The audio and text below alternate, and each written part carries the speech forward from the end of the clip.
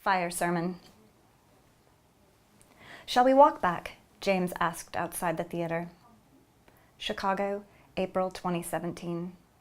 The air chilly, the sky cleared off after an evening of rain.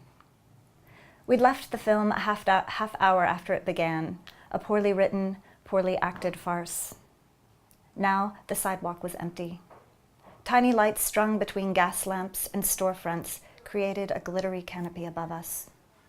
Charming, he'd said when we arrived earlier, a part of the city neither of us had seen.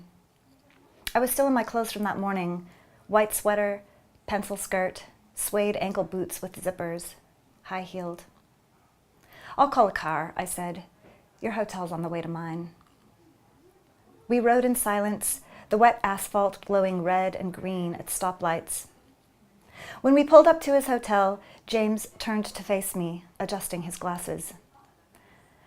Okay, he said, text me when you're safely back. He leaned over to brush my cheek with his lips, but when the bellhop opened the rear door, he didn't get out. He sat looking ahead, rubbing a hand up and down his thigh. Both of us 45, born in the same year, 4 months apart.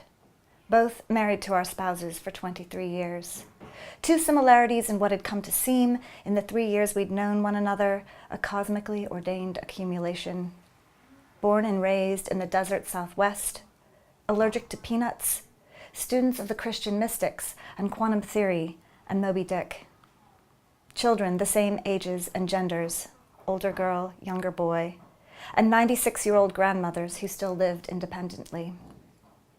In the end, it was this last fact that undid me, the longevity in our respective genes. The safe way to let yourself fall in love with someone who isn't your spouse?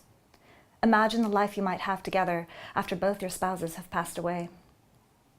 What I mean is, darling, when I made love with you that night, I was making love with the magnificent old man I knew you would become.